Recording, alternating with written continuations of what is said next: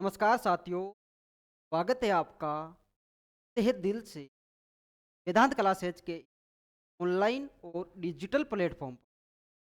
साथियों, मेवाड़ का राजवंश चल रहा है। प्यार के साथ हम उसी तरीके से हम लेते आ रहे हैं।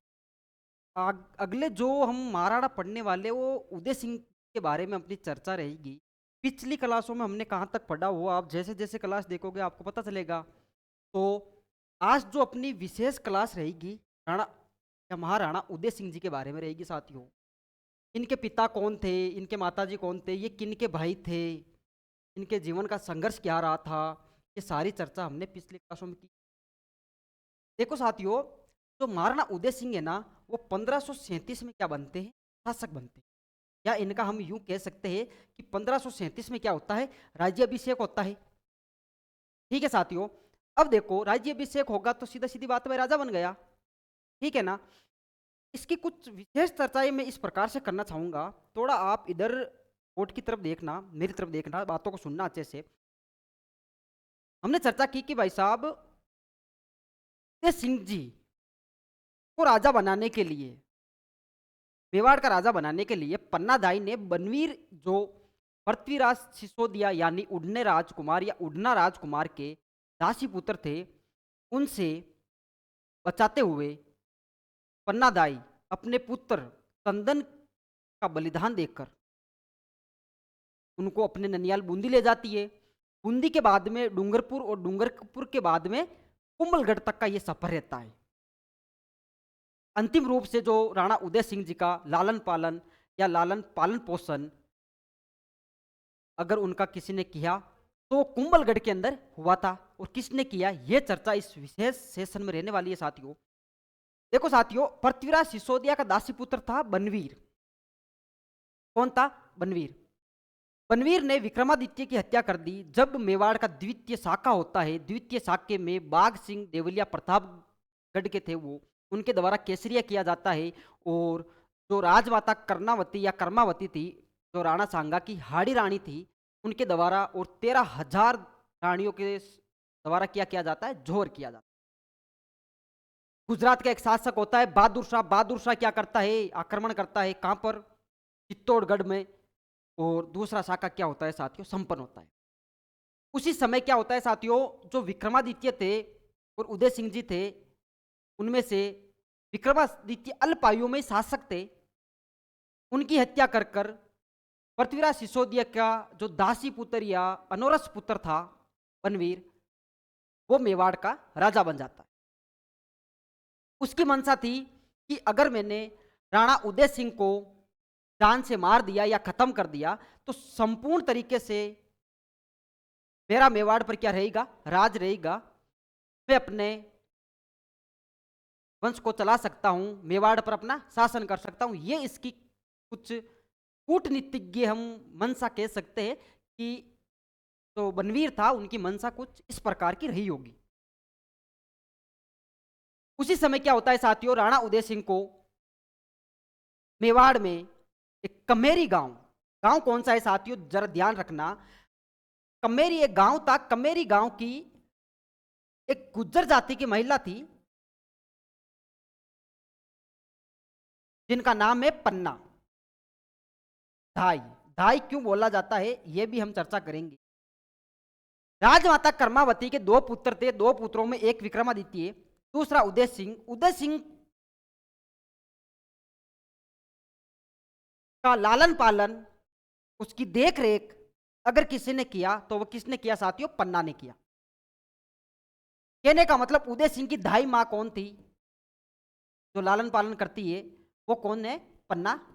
इस वजह से इनको क्या बोला गया, पन्ना धाई। राजमाता कर्मावती अपने पुत्र जो विक्रमादित्य है वो अल्पायु में थे, इस वजह से वो राज चलाने योग्य नहीं थे। अल्पायु का बच्चा राज चलाने योग्य किस प्रकार से रहेगा, इस वजह से राजमाता कर्मावती अधिकतर जो समय था उनका, अधिकतर दिनचर्या रही होगी, उनमें वो राजपाट को चलाने में व्यस्त रहती थी। इसलिए पन्ना धाई को क्या बनाया गया, उदय सिंह जी की धाई मां बनाया गया। आज भी आप देखते हो कि जो ग्रामीण अंचल या शहरी अंचल में जो महिलाएं जॉब पर जाते हैं, तो उनके बच्चे हैं, तो उनके बच्चे को अब रखेंगे कौन? इसलिए किसी ना किसी एक मतलब महिलाओं द्वारा उनकी देखरेख की जाती है, वो अपने आप में धाई माई है। ठीक है साथियों, तो पन्ना धाई कौन थी? कमेरी जाति की, सॉरी कमेरी गांव की गुज्जर जाति की महिला थी। ये क्या करते हैं? अपने पुत्र बनवीर से उदय सिंह जी को बचाने के लिए पन्ना दाई ने स्वयं के पुत्र चंदन को बलि का बकरा बनाया, या बलि चंदन को मौत के घाट उतार दिया, जबकि उदय सिंह को मेवाड़ का अगला शासक बनाने के लिए अपने पुत्र का नाम क्या मिलता है? चंदन का बलिदान दे दिया। तो क्या होता है साथियों, जब देखना जरा, उदय सिंह जी को मारना कौन चाह रहा था? उदय सिंह जी को मारना चाह रहा था अपना बनवीर। तो पुत्र किनका था? पृथ्वीराज सिसोदिया, उड़ना राजकुमार का दासी पुत्र था। वो आता है तलवार लेकर, नंगी तलवार लेकर आता है और बोलता है कि उदय सिंह कहाँ है। उसकी मनसा बिल्कुल क्लियर थी, बिल्कुल माइंडेड आदमी था। अगर मैंने उदय सिंह जी को खत्म कर दिया, जो अभी बाल्य अवस्था में है, बिल्कुल बालक की अवस्था में है, चल फिर भी नहीं सकते, अपने पैरों पर अभी चल भी नहीं सकते, इतने छोटे बालक है, अगर मैंने इसी समय इनको मार दिया तो मैं क्या कर सकता हूं? चित्तौड़ का अगला शासक बन सकता हूं, मेवाड़ का अगला शासक बन सकता हूं। शासक तो बन ही गए थे एक बार के लिए, लेकिन भविष्य में आने वाले विकट परिस्थितियों को पहले ही भांपते हुए उदय सिंह जी को मारना चाह रहे थे। तभी पन्नादाई अपने पुत्र यानी चंदन को उदय सिंह जी के स्थान पर लेटाकर बोलती है कि ये है उदय सिंह जी, भाई मारना है तो मार दो। पहले तो बहुत समझाया कि क्यों मारना चाह रहे हो, बच्चा है, आपको राजा बनना है तो आप राजा बन जाओ, हम इनको लेके और कहीं चले जाएंगे, भाई आप राजपाट आप ले लो, मार तो क्यों रहे हो। लेकिन उसके माइंड में फिर पूरी तरीके से क्लियर था उदय सिंह जी को किस प्रकार से मारा जाए। और अगर उदय सिंह जी, पन्नादाई के अकॉर्डिंग अगर उदय सिंह जी मर गए तो राणा सांगा का जो वंश आगे बढ़ेगा उसका फुल स्टॉप वहीं पर था। भाई राणा सांगा के पुत्र थे, एक रतन सिंह जी हुए, वो बूंदी में जाकर राव सूरजमल से युद्ध लड़ते हुए, शिकार पर गए थे, युद्ध लड़ते हुए वहां खत्म हो जाते। विक्रमादित्य जिसको बनवीर ने वैसे ही मार दिया।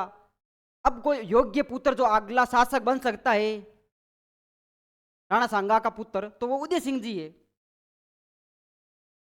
पन्नादाई ने वहीं अपनी चतुरता दिखाते हुए उदय सिंह जी के स्थान पर चंदन को लेटा दिया, और बनवीर जिसके सर पर भूत सवार था वो क्या करता है? चंदन की हत्या कर देता है।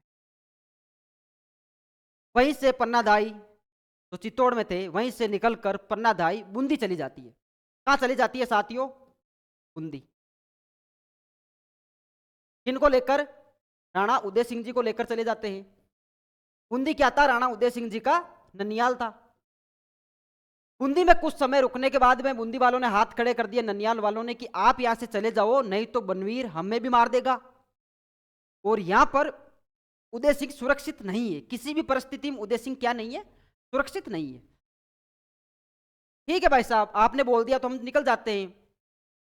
2-5-7 दिन उधर रुके के बाद में बूंदी से होते हुए पन्नादाई कहा चले जाते हैं? उदय सिंह जी को लेकर डूंगरपुर चले गए। डूंगरपुर के शासकों ने या शासक ने, डूंगरपुर के राजाओं ने पन्नादाई की सहायता करने से बिल्कुल इनकार कर दिया कि हम आपको यहाँ नहीं रोक सकते। क्यों नहीं रोक सकते? क्योंकि बनवीर जो हमसे अब युद्ध करेगा, विशाल सेना लेकर आएगा और हमें पूरी तरह से रौंद कर रख देगा। पन्नादाई, हम किसी भी प्रकार की आपको यहाँ रोकने की इजाजत नहीं दे सकते, या रुकने का हम आपकी हेल्प नहीं कर सकते। आप यहाँ से निकल जाओ और कहीं पे जाओ, ठिकाना दूसरा ढूंढो। लेकिन यह कहा जाता है कि डूंगरपुर वालों ने और बूंदी वालों ने दोनों ने पन्नादाई की धन संपत्ति से सहायता की थी। क्या की थी साथियों? धन संपत्ति से सहायता की थी। अंतिम में भटकते भटकते ये वो महिला है साथियों, मैं उस महिला की बात कर रहा हूं पन्नादाई की, जिन्होंने अपने पुत्र, एक मां ने अपने पुत्र, एक माँ कभी भी अपने पुत्र की जान नहीं गंवाना चाहती या उनका बलिदान नहीं देना चाहती, लेकिन पन्ना दाई जो मेवाड़ से या मेवाड़ की देशभक्ति से बहुत ही प्रेरित थी और उसको बिल्कुल इन बातों का पता था कि अगर राणा सांगा का वंश आगे चलेगा तो राणा उदय सिंह जी की वजह से ही चलेगा। अगर उदय सिंह जी को कुछ हो गया तो पूरा पूरा मेवाड़ बनवीर के हाथों में चला जाएगा। क्या पता भविष्य मेवाड़ का क्या रहेगा। उसी भविष्य की चिंता करते हुए पन्ना दाई उस समय कटीले रास्तों से, जंगलों से, जिस समय भयानक जानवरों का आतंक रहा करता था, उस महिला ने उदय सिंह जी को बूंदी से होते हुए डूंगरपुर, सहायता ना मिलने पर डूंगरपुर से होते हुए कुंभलगढ़ में अंतिम रूप से क्या ली साथियों, शरण ली। अंतिम समय में कहां आ जाते हैं, कुंभलगढ़ आ जाते हैं। कहां आ जाते हैं साथियों, कुंभलगढ़। जब डूंगरपुर से सहायता ना मिलने का पता चलता है पन्ना दाई को, तो पन्ना दाई को सीधी सीधी इस बात का पता चल जाता है कि अगर मेवाड़ की कोई संकटकालीन राजधानी है, संकटकालीन आश्रय स्थल है, तो वह कुंभलगढ़। कुंभलगढ़ जाना मेरे लिए और उदय सिंह जी के लिए सही साबित होगा और वहां अपना या उदय सिंह जी की जान बचाई जा सकती है। उस समय कहा जाता है कि जो कुंभलगढ़ है, कुंभलगढ़ का दुर्ग अध्यक्ष या दुर्ग किसके हाथों में था, दुर्ग का अध्यक्ष कौन था, दुर्ग का अध्यक्ष था आशा देवपुरा। आशा देवपुरा। आशा देवपुरा ने पन्ना दाई की सहायता करने से बिल्कुल मना कर दिया और बोला कि हम आपकी सहायता नहीं कर सकते। अभी जो वर्तमान में शासक है वो कौन है, बनवीर है, और किसी भी समय बनवीर मुझे और आपको मौत के घाट उतार सकते हैं। मैं इस दुर्ग का छोटा सा अध्यक्ष हूं, मेरी उनके सामने कोई हैसियत नहीं है। और अभी जो वर्तमान में चित्तौड़ या मेवाड़ का शासक है तो वो कौन है, बनवीर है। यह कहकर आशा देवपुरा ने पन्ना दाई की पूरी उम्मीदों पर पानी फेर दिया था। तभी आशा देवपुरा की जो माँ है वो उसी दुर्ग में स्थित थी। वो सारी इस घटना का आशा देवपुरा की मम्मी जी या माता जी को पता चलता है। तब उनके माता जी आते हैं और आशा देवपुरा को बोलते हैं कि तू जो ये कर रहा है, तेरा जो ये निर्णय है उदय सिंह या पन्ना दाई को कुंभलगढ़ में ना रखने का, वो बिल्कुल गलत है। तू भूल मत कि तू किसी समय राणा सांगा के अधीन कार्य करता था। अपना पूरी तरीके से किसी ने ध्यान रखा तो राणा सांगा ने रखा, और राणा सांगा के पुत्र उदय सिंह जी को तू शरण नहीं देना चाहता है तो तेरे से ज्यादा इस धरती पर बोझ कोई नहीं होगा। और तू भूल मत, मैं जो तेरी माँ 9 महीने तक तुझे अपने कोख में रखा, तेरा लालन पालन किया, और तू आज एक माँ जो अपने पुत्र का या पुत्र का बलिदान देकर इस मेवाड़ के वंश को बचाना चाहती है, तू उस माता को इनकार कर रहा है। ये तेरी और मेरी कोख को लजाने वाली बात होगी और तेरे लिए शर्मसार बात है। तू ऐसा नहीं कर सकता। आशा, तू मेरा बेटा तो नहीं हो सकता अगर तूने ऐसा किया तो। आशा के रग रग में, जो आशा देवपुरा जी है उनके रग रग में उनके माता जी द्वारा ये जोशीले भाषण सुनकर, अच्छे वाले टोंट सुनकर जोश में भर जाते और बोलते हैं कि कोई नहीं, पन्ना दाई और जो उदय सिंह जी है उनको शरण कौन देगा, आशा देवपुरा देगा। ठीक है भाई साहब, अंतिम रूप से आशा देवपुरा के यहां कौन आ जाते हैं, पन्ना दाई आ जाते हैं। किनको लेकर, उदय सिंह जी को लेकर। किनको लेकर साथियों, उदय सिंह जी को लेकर। अब देखना, पन्ना दाई जिनके माइंड में पूरी तरीके से क्लियर था कि ये जो संकटकालीन राजधानी है मेवाड़ की या संकटकालीन आश्रय स्थल है, यहां पर किसी भी प्रकार की दुविधा नहीं होगी। अगर आपसी रंजिश ना हो या किसी बातों का इधर से उधर आना जाना ना हो तो मैं और उदय सिंह क्या है यहां पर सुरक्षित है। कुछ समय बाद में हम क्या कर लेंगे, उदय सिंह जी को संपूर्ण रूप से मेवाड़ का राजा घोषित कर देंगे। लेकिन जब तक राजा घोषित करे तब तक कुछ समय है, उस समय में जो अपनी कार्य विधि रहे उस कार्य विधि को कर लेते हैं। तभी कहा जाता है कि पन्ना दाई ये हमने चर्चा की थी कि मेवाड़ के जो राजा बनते थे या शासक बनते थे, वो सेलुम्बर के जो चुंडावत थे, जो राव चुंडा या सॉरी राणा चुंडा या राजकुमार चुंडा, जिसको राजस्थान का विषम पितामह कहा जाता है, मेवाड़ का विषम पितामह कहा जाता है, उनके वंशज जो चुंडावत कहलाए थे, उन चुंडावतों की आज्ञा और संपूर्ण अनुमति के साथ क्या बनाया जाता था, मेवाड़ का अगला राणा या महाराणा बनाया जाता था। तब पन्नादाई और आशा देवपुरा एक योजना के मुताबिक सेलुम्बर के चुंडावतों को पैगाम भेजते हैं, पत्र लिखते हैं और बोलते हैं कि उदय सिंह जी जो अभी जीवित है, आप एक बार यहाँ कुंभलगढ़ आओ और इनको क्या करते हैं, राजा घोषित करते हैं। जैसे इस बात का पता सेलुम्बर वाले चुंडावतों को चलता है, सेलुम्बर वाले कुछ सरदार लोग, चुंडावत लोग आते हैं कहाँ, कुंभलगढ़, और राणा उदय सिंह जी को राजा घोषित करने की योजना पर आते हैं। लेकिन वहां आके पन्नादाई को बोलते हैं कि पन्नादाई, तू क्यों नरक के द्वार जाना चाहती है? उदय सिंह जी जो कब के ही खत्म हो गए और तू अपने पुत्र चंदन को यहाँ का राजा बनाना चाहती है। क्योंकि सेलुम्बर वालों को, जो चुंडावत लोग थे, उनको ऐसा लग रहा था कि बनवीर ने वाक्य में उदय सिंह जी को ही क्या किया है, खत्म किया है। जबकि इस बात का पता पन्नादाई को है कि मैंने अपने ही पुत्र का बलिदान उदय सिंह जी को बचाने के लिए किया है, और ये मुझी पर या मुझे ही क्या कर रहे हैं, दोषी ठहरा रहे हैं। ये बात गलत नहीं है। लेकिन उसी समय पन्नादाई बोलती है कि जो ये दुनिया है ये विश्वास योग्य नहीं है, आपका मुझ पर आपको जो मुझ पर विश्वास नहीं है, मुझ पर, मतलब पन्नादाई बोल रही है कि सेलुम्बर वाले चुंडावतों को कि आपको अगर मुझ पर विश्वास नहीं है तो ये दुनिया का जो रास्ता है इसी पर है, अभी आपका मुझ पर विश्वास नहीं करना जायज होगा। लेकिन एक बार आप देख लो कि ये उदय सिंह जी है या फिर चंदन है। सब चुंडावत बोलते हैं कि हम तो पहचानते भी नहीं है, ना तेरे बेटे को पहचानते हैं, ना उदय सिंह जी को पहचानते हैं, बस हम सुन रहे हैं कि बनवीर ने उदय सिंह जी की हत्या कर दी, और तू तो स्वार्थ की भावना में आकर तो अपने पुत्र को अगर राजा घोषित करना चाहती है तो ये हम कतई नहीं होने देंगे।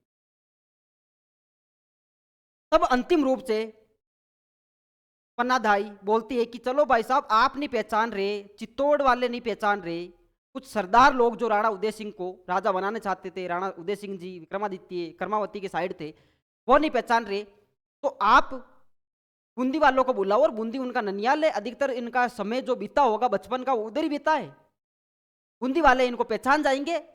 उस समय अगर मैं गलत हूं तो आप जो सजा दोगे मुझे मंजूर है। ये पन्नादाई का कथन होता है उनके लिए।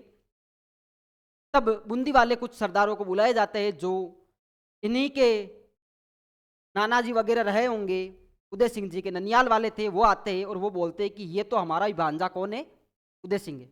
और आते बोलते हैं कि कहाँ था रे इतने दिन। उदय सिंह को बोलते हैं कहाँ था तू इतने दिन, छोटा है लेकिन ये कुछ इस प्रकार के वर्डों का प्रयोग किया होगा इन्होंने। तब उदय सिंह जी को बोलते हैं कि भाई साहब यही असली उदय सिंह है। उन चुंडावतों को बोलते हैं आप क्या कर सकते हो, राजा घोषित कर सकते हो। तब सेलुम्बर के चुंडावत और जो सरदार लोग, चित्तौड़ या मेवाड़ के जो सरदार लोग राणा सांगा और राणा सांगा के परिवार की साइड थे, वो क्या करते हैं, अंतिम रूप से 1537 में क्या करते हैं साथियों, कुंभलगढ़ में ही क्या करते हैं, देखो राणा उदय सिंह का राज्याभिषेक होता है। राणा उदय सिंह का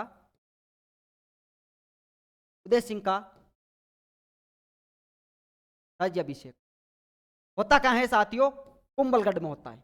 अगर क्वेश्चन आ जाए कि राणा उदय सिंह का राज्याभिषेक कहाँ होता है, तो कहाँ होता है साथियों, 1537 में कुंभलगढ़ दुर्ग में होता है।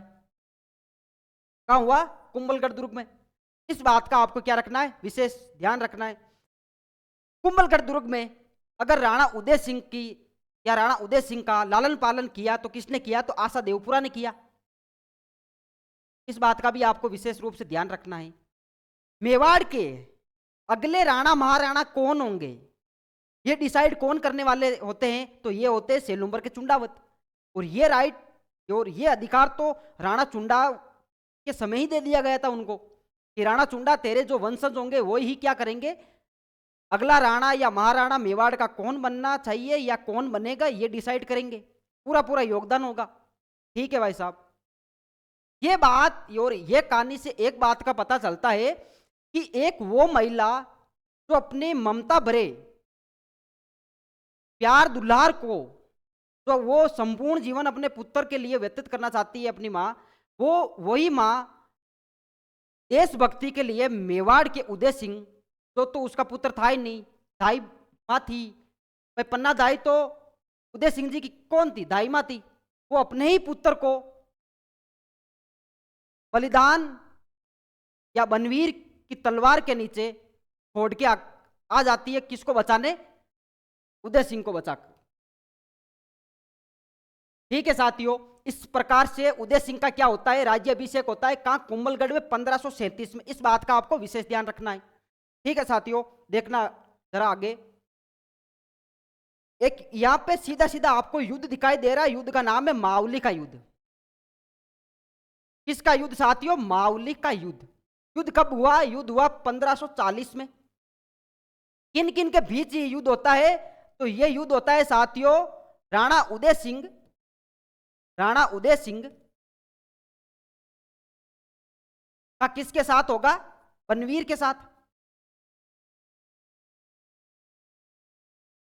इस युद्ध में, जो मावली का युद्ध है, इस युद्ध में राणा उदय सिंह की हेल्प किसने की थी, या सहयोगी कौन था, तो आप बता देना। सहयोगी कौन था राणा उदय सिंह का, वो था साथियों राव मालदेव। कौन था साथियों, मालदेव मेवाड़ वाला, सॉरी मारवाड़ वाला। ये कौन था, राणा उदय सिंह का मावली के युद्ध में सहयोगी था। इससे इस बात का पता चलता है कि एक दूसरे में मित्रता कितनी थी। राणा उदय सिंह की सहायता कौन कर रहा है, मालदेव कर रहा है। किसके विरुद्ध लड़ना है, बनवीर के विरुद्ध लड़ना है। क्यों लड़ना है, क्योंकि बनवीर क्या है, एक प्रकार का शासक है, अभी अस्तित्व में है, जबकि राज्याभिषेक उदय सिंह का तो 37 में हो गया, लेकिन पूरी तरीके से चित्तौड़ पर या मेवाड़ पर, संपूर्ण मेवाड़ पर कब्जा कर नहीं पाए थे। इस युद्ध में क्या होता है साथियों, उदय सिंह मालदेव की सहायता लेते हुए बनवीर को क्या कर देता है साथियों, हरा देता है। अब बनवीर जब हार गया तो मेवाड़ पर संपूर्ण अधिकार किसका होगा, मावली के युद्ध के बाद में राणा उदय सिंह का होगा। राणा उदय सिंह का संपूर्ण रूप से मेवाड़ पर अधिकार, मेवाड़ पर अधिकार। ठीक है, इस युद्ध में बनवीर या बनवीर मारा जाता है। युद्ध कौन सा है, मावली का युद्ध होता कब है, 1540। होता किन किन के मध्य है, उदय सिंह और बनवीर के मध्य। क्वेश्चन आएगा कि उदय सिंह की इस युद्ध में सहायता किसने की, तो मारवाड़ का कौन था, मालदेव। तो हमने पढ़ा था कि ये राव गांगा का पुत्र था, राव मालदेव में लिख सकता हूं इनको। ठीक है, राव मालदेव ने क्या की, उदय सिंह जी की सहायता की। दोनों के सहयोग द्वारा क्या होता है, बनवीर की हत्या होती है, बनवीर को मारा जाता है। जब बनवीर मर गए तो संपूर्ण मेवाड़ पर अधिकार अब किसका होगा, राणा उदय सिंह जी का होगा। ठीक है साथियों, क्वेश्चन आएगा कि राणा उदय सिंह जी का संपूर्ण अधिकार मेवाड़ पर कब होता है, संपूर्ण होता है मावली के युद्ध के बाद में, 1540 के बाद में। 1540 से लेकर 72 तक एक संपूर्ण तरीके से अधिकार कर रहे थे, जबकि 1537 में उनका राज्याभिषेक हुआ। ठीक है ना साथियों, यहां तक बातें कंप्लीट होती है। इसके बाद में जरा ध्यान रखना, इसमें अब लिखा हुआ है स्लाइड पर, बिल्कुल आपको दिखाई दे रहा होगा कि राणा उदय सिंह का शेरशाह सूरी से किस प्रकार के संबंध थे। क्या होता है साथियों, 1544 में क्या होता है, मारवाड़ में एक जगह गिरी सुमेल नामक एक जगह, गिरी और सुमेल दोनों जगह हैं, उन जगहों के बीच में क्या होता है, गिरी सुमेल का युद्ध होता है। ये युद्ध शेरशाह सूरी और मालदेव के बीच होता है। सुना जरा, युद्ध किन किन के बीच हुआ, शेरशाह सूरी और मालदेव के बीच युद्ध होता कब है, 1544 में। इस युद्ध के बाद क्या होता है, 1544 के बाद में राणा उदय सिंह पर या मेवाड़ पर शेरशाह सूरी आक्रमण करने के लिए आता है।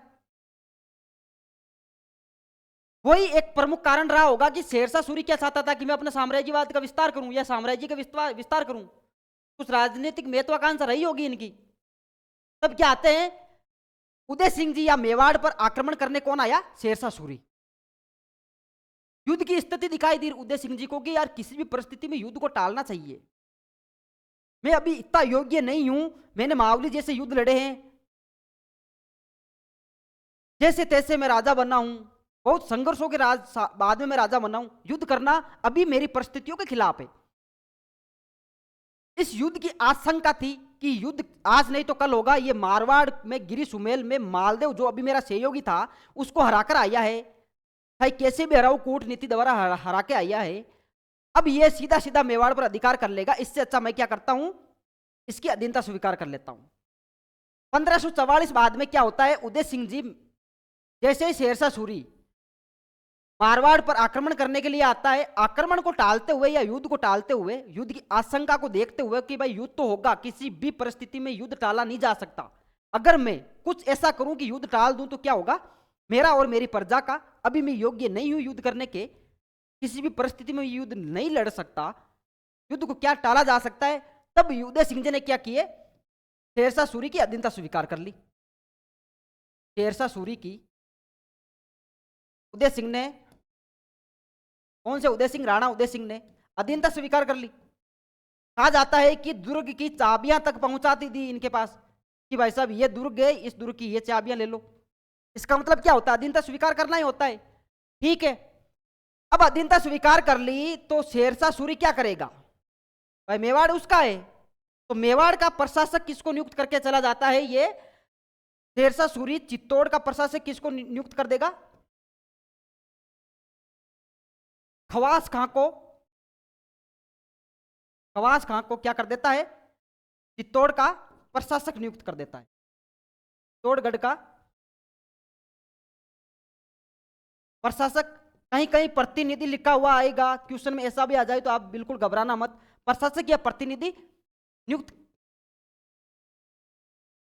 करके वापस चला जाता है। अब इसके पास इतना टाइम कहां, भाई मारवाड़ जीत लिया, मारवाड़ जीतने के बाद में चित्तौड़ जो जीतते, अगर युद्ध होता तो जीत जाता, लेकिन बिना युद्ध ही चाबियां मेरे पास आ रही है, अधीनता स्वीकार कर रहा है, तो चित्तौड़ या मेवाड़ किसका हुआ, शेरशाह सूरी का हुआ। शेरशाह सूरी चित्तौड़ का प्रशासक किसको नियुक्त कर देता है, खवास खां को। इस बात का विशेष ध्यान रखना आप, किसको नियुक्त कर दिया, खवास खां को। ठीक है साथियों, इस प्रकार से क्या थे, उदय सिंह जी का शेरशाह सूरी के साथ संबंध था। अब देखना जरा, उदय सिंह जी और राव मालदेव के संबंध। भाई हमने चर्चा की थी कि मावली का युद्ध 1540 में उदय सिंह जी क्या की सहयोग कौन करता है, राव मालदेव करता है। इससे क्या पता क्या चलता है कि भाई एक दोनों के बीच में, एक दूसरे के बीच में, इधर मेवाड़ उधर मारवाड़, मेवाड़ का राणा उदय सिंह, मारवाड़ का राव मालदेव, इन दोनों के बीच में घनिष्ठता किस प्रकार की रही होगी, मित्रता किस प्रकार की रही होगी। इसी मित्रता को देखते हुए हम इस बात से, इस संबंध में एक ये लिख सकते हैं कि भाई एक दूसरे के अच्छे मित्र थे। ये मावली के युद्ध से ये पता चलता है, एक संबंध में ये लिख सकते हैं। अब संबंध में तो रिश्ते भी थे अच्छे, तो जो बुरे रिश्ते थे उन्हीं को भी गिना जाता है। क्या होता है साथियों, एक ठिकाना है, ठिकाने का नाम क्या है, खेरवा,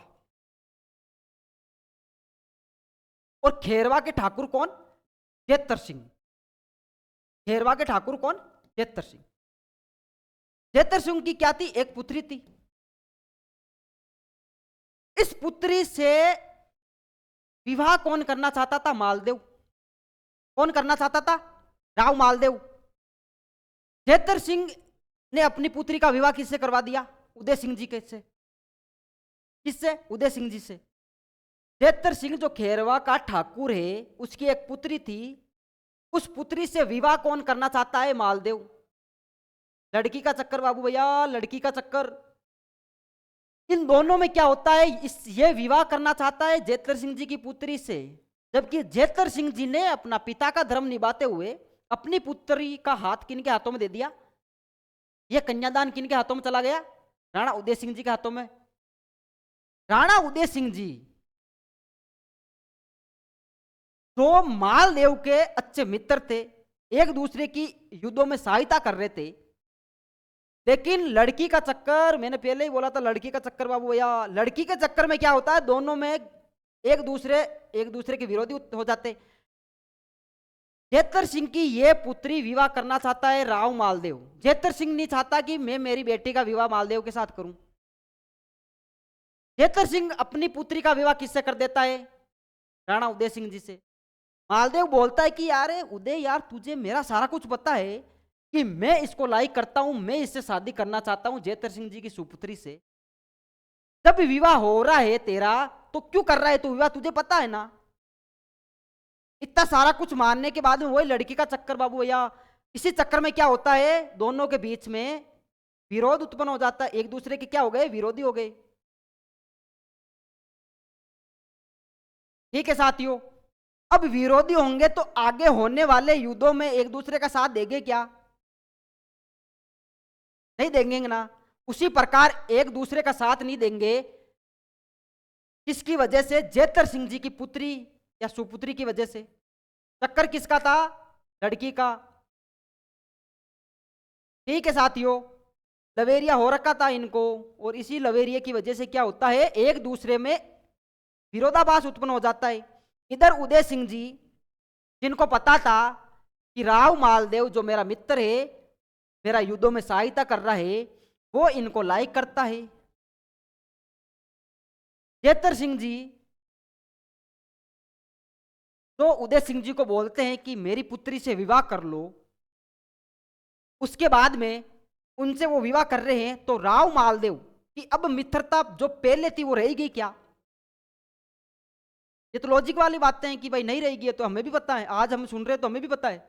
इस प्रकार से एक दूसरे के क्या बन गए, विरोधी बन गए। इस बात का आपको विशेष ध्यान रखना है। अगला युद्ध देखना, हरमाड़ा का युद्ध।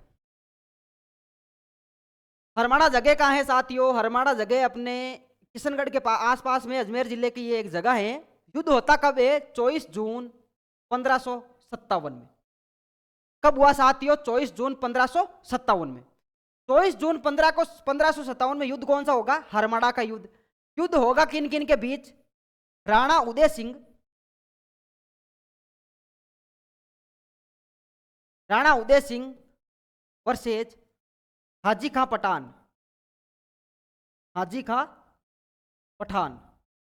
ये कहां का पठान था, ये अजमेर का पठान था। कहां का पठान था, अजमेर का था। देखो अजमेर का था।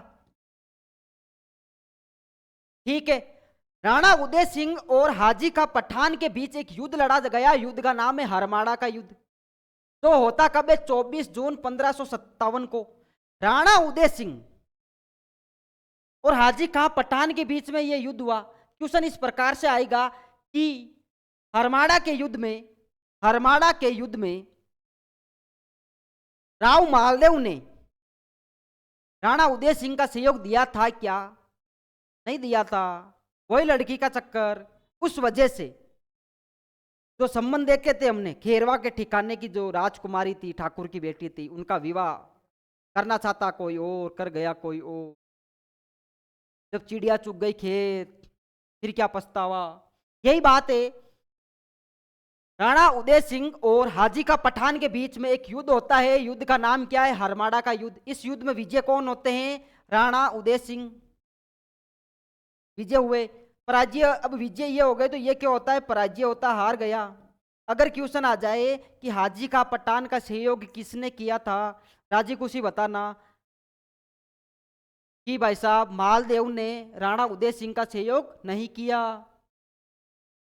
हो सकता है हाजी खां का करे, लेकिन हाजी खां का भी नहीं किया। न्यूटन रहते बीच में कि भाई मैं तो किसी का सहयोग नहीं कर रहा। थोड़ा तो मित्रता जो पहले निभाई हुई थी वो तो उनको पता ही थी कि भाई हमने साथ में बैठ के चाय पी है, साथ में बैठ के पार्ले जी बिस्किट खाए हैं, वो मैं यारी अपनी दोस्ती नहीं भूल सकता। ये अगर लड़की के चक्कर में भूल गया तो भूल गया, मुझे इतना परवाह नहीं है। लेकिन सहायता इसकी भी नहीं करूंगा नाजोगे की, ने मेरे साथ धोखा किया है। मतलब दोस्तों में ऐसी बातें होती है हो। तो हाजी का पठान को कौन से युद्ध में पराजित करते हैं, हरमाड़ा के युद्ध में पराजित करते हैं। इस बात का ध्यान रखना मेरे साथियों। ठीक है, आगे कुछ स्लाइड में है क्या, आगे कुछ नहीं। देखो कहां से कहां तक हो गया। उदय सिंह जी का राज्य अभिषेक हमने करवा दिया, मावली का युद्ध हो गया। मावली के युद्ध के बाद में मालदेव के साथ संबंध कैसे थे, शेरशाह सूरी के साथ उनके संबंध कैसे थे, और अब उनकी बातें कौन सी है, जो हरमाड़ा के युद्ध को लेकर अपनी चर्चा ही हो गई। ठीक है साथियों, अब देखो अगला जो सेशन रहेगा वो अगली क्लास में रहेगा। अब उसके बाद में पढ़ना क्या क्या होगा, हमें उदयपुर की स्थापना के बारे में देखना होगा। तीसरा शाखा इन्हीं के काल में होता है, अकबर आक्रमण करेगा, वो अकबर जो आक्रमण करेगा वो भी हमें देखना है। और फिर उनकी मृत्यु हो जाती है। वो जो बातें रहेगी वो अगली वाली क्लास में हम करेंगे। ठीक है साथियों, धन्यवाद। जय हिंद, जय भारत।